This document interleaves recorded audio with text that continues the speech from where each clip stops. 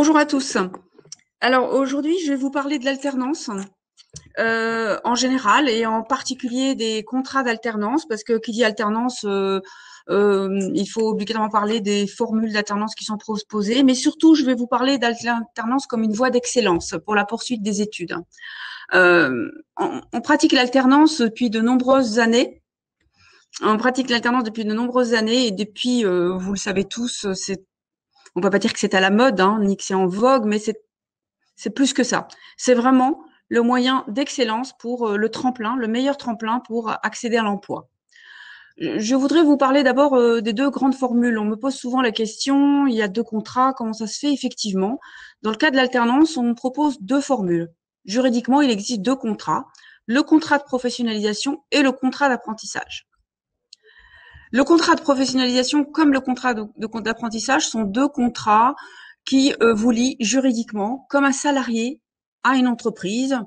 La durée de contrat, elle peut aller de 12 mois à 36 mois en fonction des études. On fait un bachelor, une licence en alternance, on fait un contrat de 12 mois. On fait un master sur 2 ans, on fait un contrat de 24 mois. Vous êtes salarié, vous n'êtes plus du tout étudiant, c'est très important. Vous allez intégrer une entreprise comme un salarié, pas comme un stagiaire, et vous allez alterner. L'alternance, c'est bien ça, c'est alterner. Les écoles proposent plusieurs rythmes d'alternance. À ISEFAC, nous proposons un rythme d'1 jour en cours, 4 jours entreprise, à partir du bachelor et des masters. Et vous intégrez une entreprise avec un vrai job. J'insiste sur ça. Aujourd'hui, en alternance, les entreprises ne recrutent pas pour des missions subalternes. Ce sont des vraies missions qu'on vous confie, un vrai job. Bien sûr, vous êtes en formation, vous êtes là pour apprendre, mais vous êtes là pour aussi aider l'entreprise dans un service RH, dans un service commercial, au marketing, selon le diplôme que vous avez choisi. Pourquoi c'est une voie d'excellence? Aujourd'hui, les chiffres sont très clairs.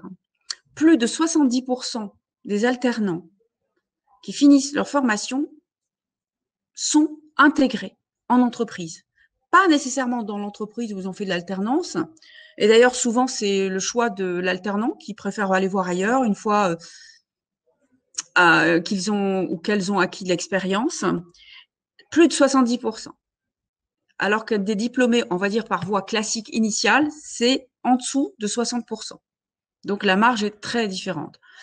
Souvent, je dis ça dans les annonces, on dit jeune diplômé ayant de l'expérience. Il y a quelques années, c'était antinomique. Comment jeune diplômé avoir de l'alternance? Eh bien, l'alternance a réussi à ce petit miracle de être diplômé et avoir 1 an, 2 ans d'expérience. Voilà. Donc, poursuite d'études, recherche d'emploi, donc j'insiste sur cet aspect-là, mais même au niveau des salaires.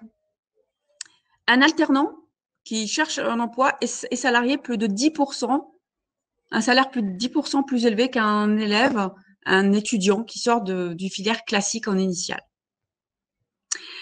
Voilà, je vous ai parlé des deux cadres juridiques, contrat de pro, contrat d'apprentissage. Le but aujourd'hui de notre atelier n'est pas de vous parler de détails juridiques, mais je suis prête à répondre à vos questions si vous avez des questions sur les contrats eux-mêmes. Moi, j'insiste sur la gratuité des études. L'alternance, c'est un diplôme, c'est un emploi, mais avant, c'est gratuit. Vous n'avez pas à payer votre formation, puisqu'elle est prise en charge par ce qu'on appelle l'OPCO. Encore une fois, sauf si vous avez des questions précises, je rentrerai pas dans des détails techniques, puisque les centres de formation, et notamment ISEFAC, nous prenons en charge tout cet aspect-là.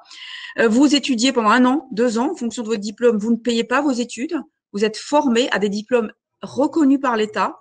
Au bout du compte, vous êtes diplômé et il y a un emploi. Est-ce que je suis claire? Est-ce qu'il y a des questions? J'ai pas de questions. Voilà. Donc, je vais continuer. Un contrat pro et un contrat d'apprentissage, vous êtes salarié, vous allez passer 1 jour à l'école, 4 jours en entreprise. Vous n'êtes pas étudiant, même si à l'école vous allez avoir des partiels, des examens, hein, c'est normal, de passage de 3 à 4 ou de 4 à 5. Vous allez, mais en entreprise, vous allez travailler, vraiment travailler. J'insiste sur ça, même si vous êtes en formation, vous allez avoir des vraies missions. Je vous ai parlé d'un chiffre, peut-être d'autres chiffres, même si les chiffres c'est souvent rébarbatif. Je vous ai parlé de 70% d'élèves qui intègrent leur entreprise ou qui intègrent une autre entreprise après les diplômes. Je vous ai parlé de 10% de salaire plus élevé en alternance par rapport à l'initial. Je vais vous parler d'autres chiffres, peut-être de secteurs qui recrutent. Aujourd'hui, c'est principalement le secteur tertiaire qui recrute dans le cadre de l'alternance, que ce soit en contrat de pro ou en contrat d'apprentissage, dans les écoles, bien sûr, de commerce, hein, de communication, de commerce ou les écoles de ressources humaines. Un chiffre important, plus de 30% des recruteurs sont dans le secteur tertiaire, banque, assurance et autres, informatique. Mais tous les secteurs recrutent et même le domaine public, on ne pense pas souvent. On peut être recruté par une mairie, on peut être recruté en alternance par un hôpital. Les hôpitaux ont des services RH, des services com, etc. Et nous, à ISEFAC, on pratique l'alternance depuis 25 ans. C'est pour vous dire qu'on y croit dur comme fer, comme tremplin à la recherche d'emploi. Et encore plus aujourd'hui, avec presque ce qu'on a vécu. Je pense que la période Corona nous a révélé encore plus l'importance de l'apprentissage. Vous le savez peut-être, on en a parlé il y a 15 jours avec les propositions du gouvernement, avec des primes pour les apprentis. En 2019, il y a eu plus de 20% d'augmentation d'apprentis par rapport à 2018, donc c'est une vraie réussite du contrat d'apprentissage et du contrat de pro en général. Et le but d'ailleurs c'est de continuer sur cette dynamique, d'où la possibilité, bon rien n'est encore complètement fait, mais la volonté du gouvernement de mettre en place une prime pour les futurs apprentis. Est-ce qu'il y a des questions? Je ne suis pas rentrée non plus dans les détails de la formation, puisque à ISEFAC, on propose des formations en communication, en marketing, en digital et en ressources humaines, puisque le but, effectivement, de notre réunion, c'est plutôt l'alternance en général, quelle que soit la formation, qui est vraiment la voie d'excellence. Est-ce que vous avez des questions sur le chat? Je n'en vois pas. Marine, est-ce qu'on m'entend bien?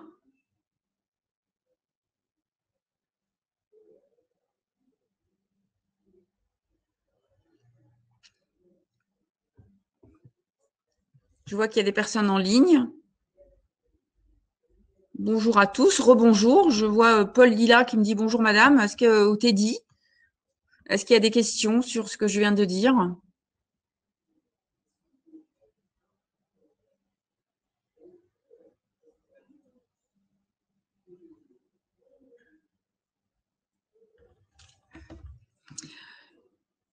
Je vais continuer peut-être à parler de l'alternance, même si j'ai fait un grand tour. Hein.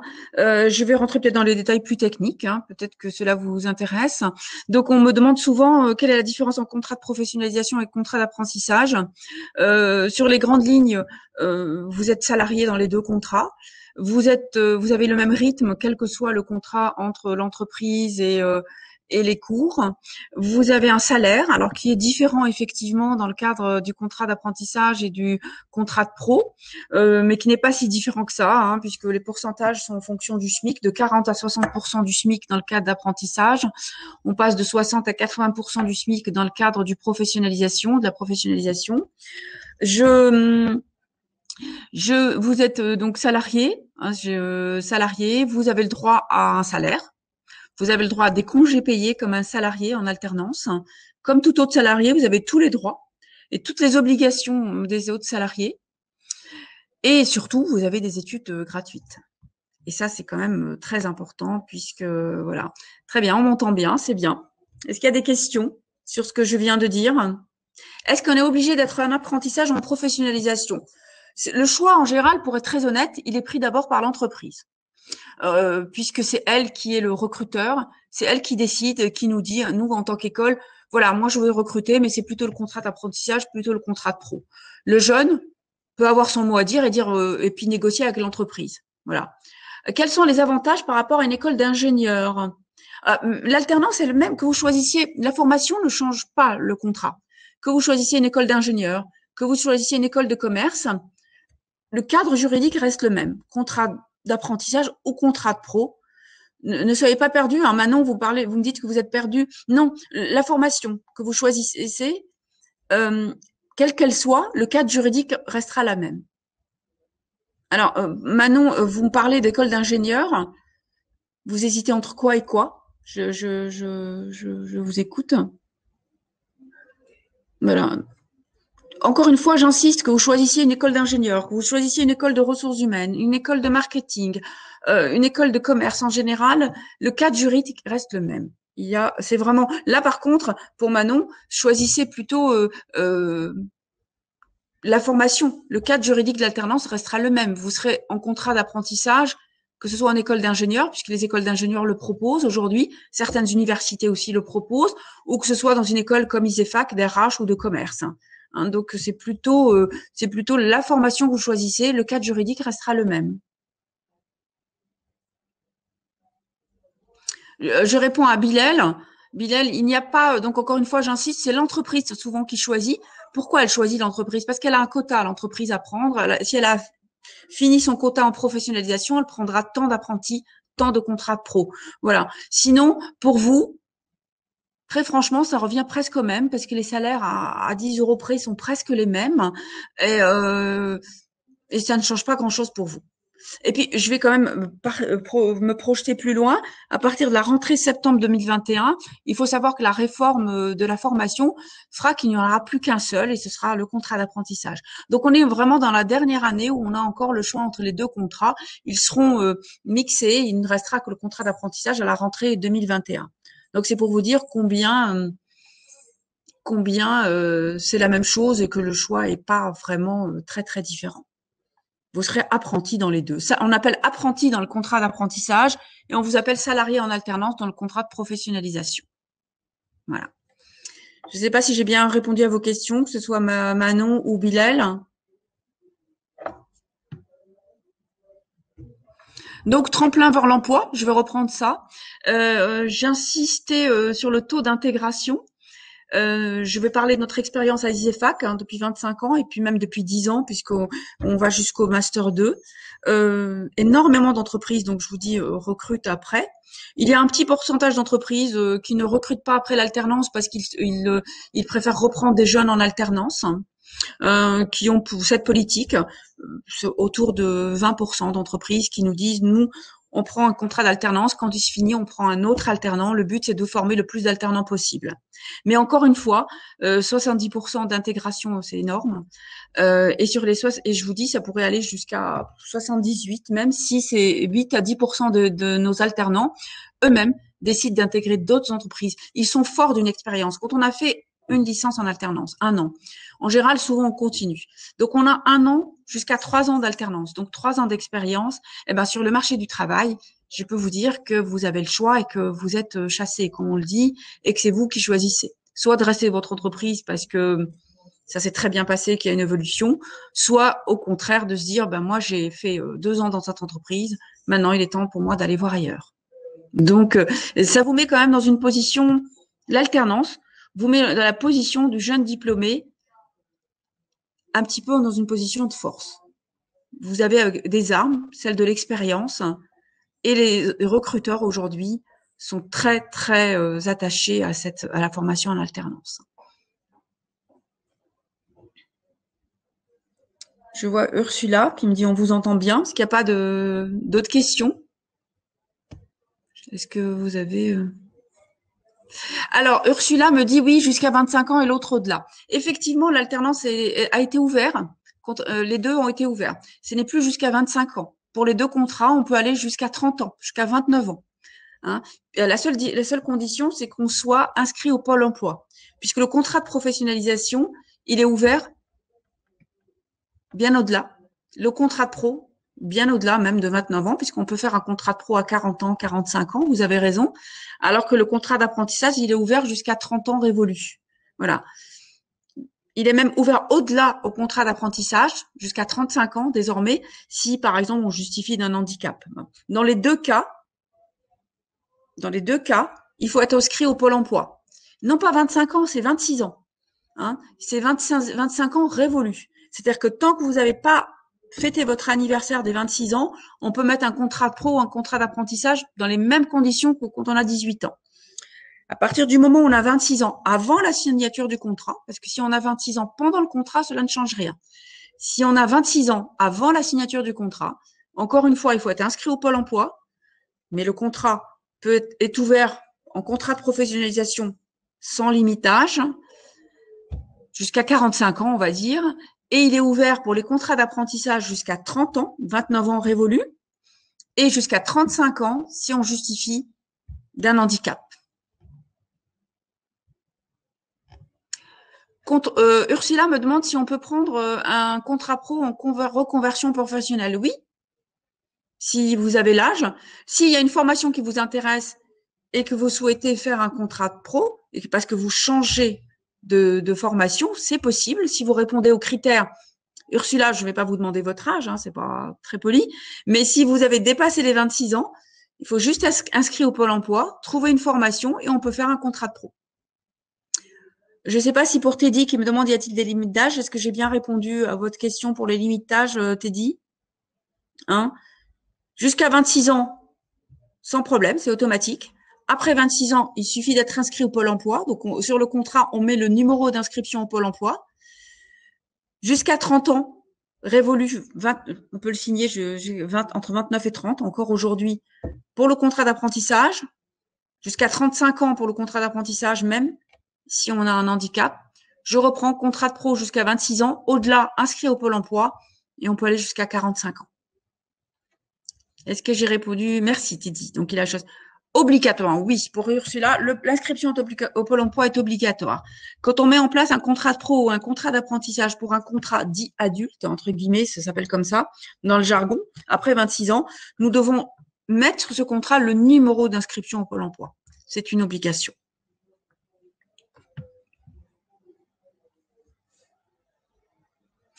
Vous hésitez, Manon, entre un master en alternance et une école d'ingénieur classique en agroalimentaire. Si c'est le métier d'agroalimentaire qui vous intéresse et que vous trouvez une école, un centre de formation qui vous propose une alternance en même temps, une formation agroalimentaire, moi, je n'hésiterai pas. Alors, par contre, si vous ne trouvez pas une école d'alternance qui vraiment vous propose la formation que vous souhaitez avec le programme que vous souhaitez en agroalimentaire et que cette formation, vous ne la trouvez qu'en initiale, il est clair qu'il faut faire cette formation dans l'école d'ingénieur avec un stage de 6 mois. Mais encore une fois, si vous trouvez un centre de formation en alternance qui propose cette formation, qui se rapproche en agroalimentaire, je n'hésiterai pas. De toute façon, en général, certains élèves, en sortant du bac, ne sont pas prêts à faire de l'alternance. Il faut être clair, en sortant du bac, c'est pas toujours facile. D'abord de trouver une entreprise, et puis même d'être prêt à faire de l'alternance. On est jeune, à 17, 18 ans ou 19 ans, voilà. Après le bac plus 2, moi, je conseille vivement de faire de l'alternance dès la licence. On va me dire, oui, mais beaucoup d'entreprises ne recrutent qu'en master. C'est vrai qu'il y a beaucoup de grandes entreprises qui recrutent en master. Mais encore une fois, à partir d'un bac plus 3, il faut se lancer dans l'alternance. Je pense qu'après un bac plus 2 en poche, on est plus mature, plus armé à faire de l'alternance. À partir du master, ça me semble indispensable. Je ne prêche pas pour ma paroisse, pour l'alternance, mais je crois qu'aujourd'hui, s'il est quasiment toutes les universités, dans certaines formations, s'ils sont mises à l'alternance, c'est que sur le marché du travail, pour parler un peu familièrement, on risque de galérer quand on vient pas de l'initial, quand on vient que de l'initial. Sauf, bien sûr, comme Manon, si elle a une formation d'ingénieur en agroalimentaire qu'elle ne trouve pas en alternance. Ça, par contre, c'est une formation pointue, avec un stage de 6 mois à côté, elle pourra largement s'en sortir. Je vois, est-ce que j'ai répondu à toutes les questions? Oui, je crois.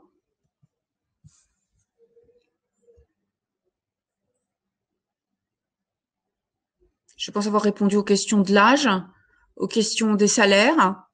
Alors, les salaires sont imposés par l'État, je le précise. Alors, c'est dommage, mon PowerPoint, je vais être honnête, pour des raisons techniques, n'y s'y est pas mis. J'avais mis des tableaux des salaires.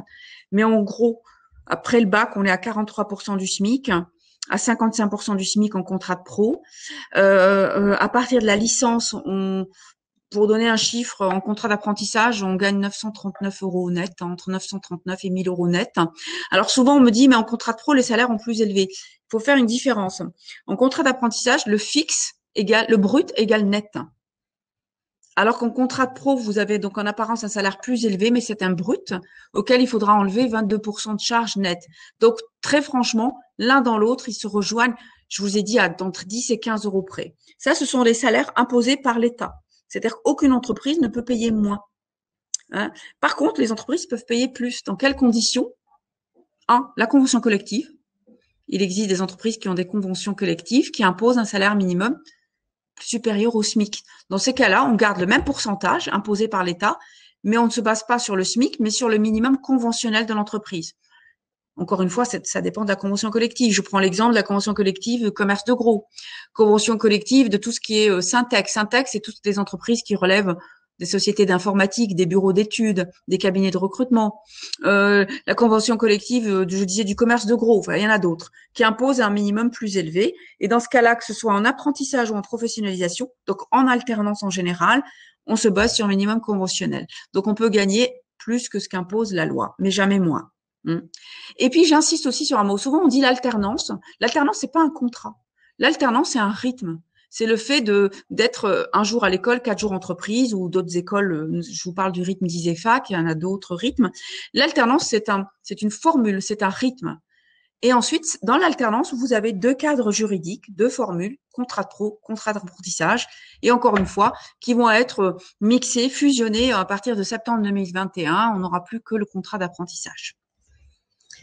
Voilà, avez-vous des questions? C'est le moment, dit Marine, effectivement, hein, ça se termine bientôt. J'espère avoir répondu aux grandes lignes et surtout vous avoir donné envie de faire de l'alternance, qu'on soit en licence ou en master ou même avant, hein, pour ceux qui se sentent assez matures. Vous dire que c'est facile, non. C'est pas facile parce que c'est un rythme à prendre. Il y a quand même des études, donc il y a des examens, il y a des partiels, donc on est dans la tête encore un peu étudiant quand on vient en centre de formation, complètement salarié quand on est en entreprise, mais c'est très très gratifiant l'alternance. Gratifiant pour soi-même parce que pendant ces années-là, on change, on apprend beaucoup de choses. Moi, j'ai des élèves que j'ai vus en début de licence ou en début de master transformés à la fin de l'alternance. Gratifiant de travailler, gratifiant de gagner un salaire, puisque gratifiant d'avoir des études gratuites et tellement gratifiant de trouver un job à la fin. Voilà, j'y crois vraiment, hein, je le vends pas comme ça, j'y crois vraiment. Merci Bilal, hein, qui me dit que les infos ont été utiles.